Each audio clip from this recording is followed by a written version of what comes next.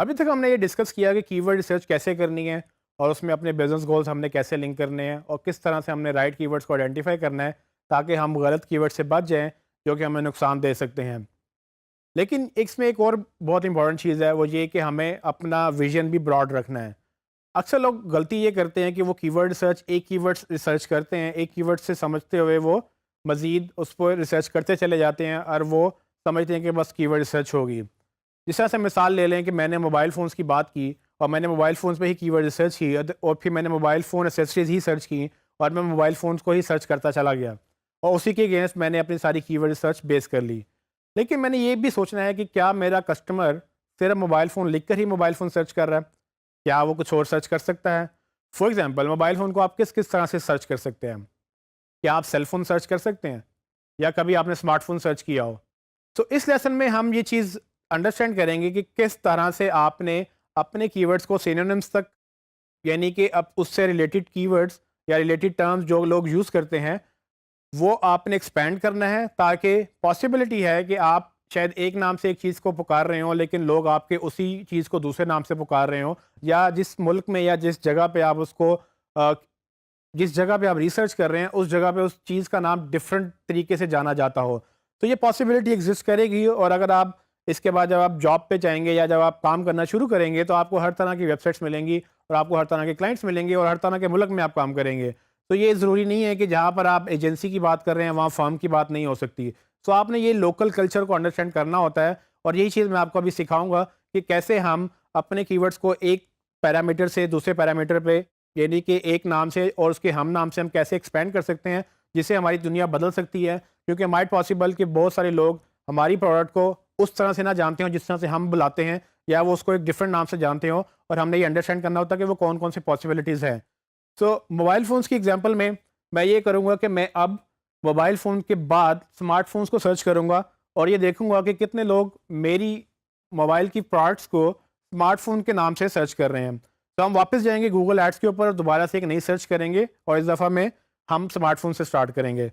जैसे कि आप देख रहे हैं कि हम गूगल एड्स पे गए हैं और गूगल एड्स पे जाकर फिर मैं वही कीवर्ड टूल पे जाऊँगा, जिसके लिए मैं टूल्स पे क्लिक करूँगा। प्लानिंग में कीवर्ड प्लानर पे क्लिक करूँगा और मेरे सामने वही विंडो दोबारा ओपन हो जाएगी। यहाँ से मैं फाइंड न्यू कीवर्ड्स पे क्लिक करूँगा और इस दफ़ा मैं स्मार्टफ़ोन्स लिखूँगा। स्मार्टफ़ोन लिख के जैसे ही मैं सर्च करूँगा तो गूगल मुझे कीवर्ड्स दिखाएगा और पॉसिबिलिटी है कि ये कीवर्ड्स ओवरलैप कर रहे हैं मोबाइल फ़ोन कीवर्ड्स के साथ। लेकिन ये भी पॉसिबिलिटी है कि जब मोबाइल फ़ोन मैंने सर्च किया था बहुत सारे स्मार्टफ़ोन से रिलेटेड कीवर्ड्स गूगल ने मुझे नहीं दिखाए। तो मैं उसकी कोशिश करूँगा कि हम स्मार्टफ़ोन्स लिख कर देखेंगे कि कितने लोग इसको सर्च करते हैं। जैसे कि आप देख सकते हैं कि इस वक्त डेटा हमारे पास अवेलेबल है और तकरीबन गूगल ने 967 कीवर्ड्स दिखाए हैं मुझे, और इसको मैं डाउनलोड कर लूँगा ताकि मैं इसको अपनी गूगल ड्राइव में अपलोड करके इसको ऑर्गेनाइज कर सकूँ। जैसे मैं डाउनलोड करूँगा मैं इसका नाम चेंज करूँगा। नाम चेंज करने के लिए मैं वही फॉर्मेट यूज़ करूँगा जिसमें KW लिख कर मैं इसका कीवर्ड का नाम लिखूँगा जिससे मैंने इसको सर्च किया था। जब मैंने इसको ऐसे सेव किया, मैं गूगल ड्राइव पे जाऊँगा और इस दफ़ा मैं चूँकि एक नई कैटेगरी में चला गया हूँ तो मैं यहाँ पर एक नया फ़ोल्डर क्रिएट करूँगा। मैं नहीं चाहता कि ये मोबाइल फ़ोन्स के साथ स्मार्टफ़ोन्स वाली कीवर्ड मिक्स हो जाए, तो स्मार्टफ़ोन्स के लिए मैं अलग फ़ोल्डर बनाऊँगा। मैं फ़ोल्डर क्रिएट करूँगा, उस फ़ोल्डर के अंदर जाऊँगा और वहाँ पर मैं अपनी फ़ाइल अपलोड कर दूँगा। फ़ाइल अपलोड करने के लिए मैं न्यू के बटन पर क्लिक करूँगा, फ़ाइल अपलोड की ऑप्शन सेलेक्ट करूँगा और इस दफ़ा मैं सिर्फ स्मार्टफ़ोन की फ़ाइल इसमें अपलोड करूँगा क्योंकि बाकी फ़ाइलें मुझे इस फ़ोल्डर में नहीं चाहिए। जैसे कि आप देख सकते हैं कि फ़ाइल अपलोड हो चुकी है, मैं इसको डबल क्लिक करके इसको ओपन कर लूँगा और मैं इसको फिर ऑर्गेनाइज़ करूँगा। जैसा कि आप देख सकते हैं कि मैंने इसको ऑर्गेनाइज़ कर लिया है, मैंने इसको फ़िल्टर भी लगा लिया, मैंने एक कॉलम नया क्रिएट करके उसको नंबरिंग भी लगा ली और इसको मैंने मिनिमम सर्च वॉल्यूम से हाईएस्ट टू लोवेस्ट भी रैंक कर लिया है ताकि मुझे सबसे हाईएस्ट कीवर्ड्स, मतलब जो सबसे ज़्यादा सर्च होने वाले कीवर्ड्स हैं वो ऊपर आ जाएँ और बाकी ऐसा नीचे दिखाई दें। अब इसमें से जैसे मैंने आपको पहले बताया कि बहुत सारे कीवर्ड्स शायद ओवरलैप हों, वो मोबाइल फ़ोन ये पहले भी था लेकिन स्मार्टफ़ोन पहले मुझे नहीं मिला था। अब मुझे ये पता है कि स्मार्टफ़ोन की कितनी सर्चेज़ हैं, कम से कम स्मार्टफ़ोन 1000 से 10,000 दफ़ा सर्च हो रहा है और ये रेंज गूगल ने मुझे बता दी है। उसके नीचे सेल फ़ोन भी सर्च हो रहा है। तो इससे मुझे एक 2 नए कीवर्ड मिल गए जो मैं अपनी वेबसाइट में यूज़ कर सकता हूँ, और ये दोनों नए कीवर्ड मेरी टारगेट ऑडियंस माइट पॉसिबल के सर्च कर रही हो मेरे फ़ोन्स को ढूँढने के लिए।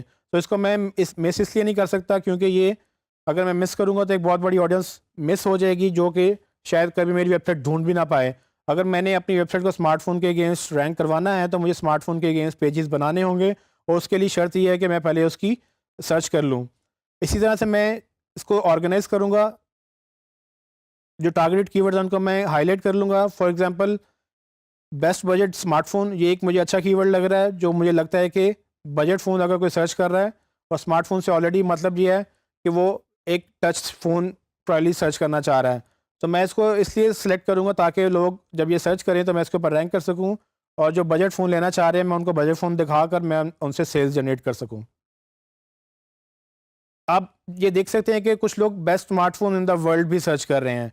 अब मुझे नहीं लगता कि ये वो जिसने कोई फ़ोन खरीदना है वो इस तरह का वर्ड सर्च करेगा। ये मे बी कोई रिसर्च करना चाह रहा है कि जिसको बेस्ट फ़ोन चाहिए, तो मैं इसको रेड कर दूँगा क्योंकि मुझे लगता है कि ये मेरी टारगेट ऑडियंस नहीं है।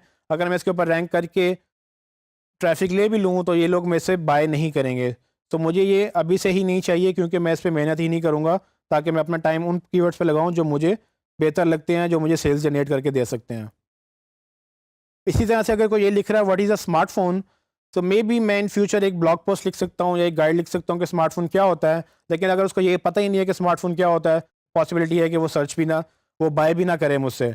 तो इसको भी मैं रेड मार्क कर दूँगा, और इसी तरह से मैं अपनी पूरी की पूरी कीवर्ड शीट है उसको ऑर्गेनाइज़ करता चला जाऊँगा, और उसमें से अपने टारगेटेड कीवर्ड निकाल कर उसको ग्रीन मार्क करके साइड पे कर लूँगा, और मैं जो नहीं चाहिए और या जो मुझे बाद में चाहिए उनको येलो और रेड में मार्क करके दोबारा उसको ऑर्गेनाइज़ कर सकता हूँ।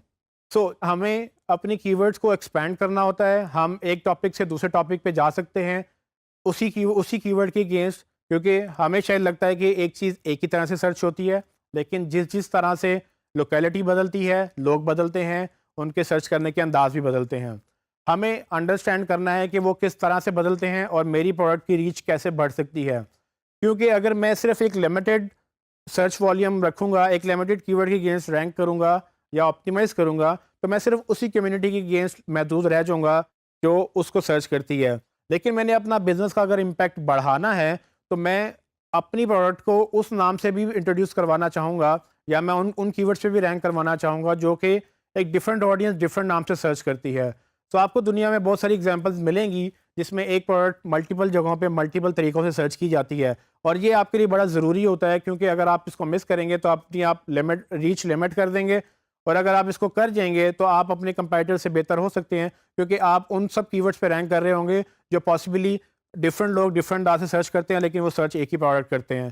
तो ये आपके लिए बहुत ही बेनिफिशियल होगा, और अगर आप किसी क्लाइंट के लिए काम कर रहे हैं तो ऑफ कोर्स उसके लिए भी बिज़नेस जनरेट होगा इससे।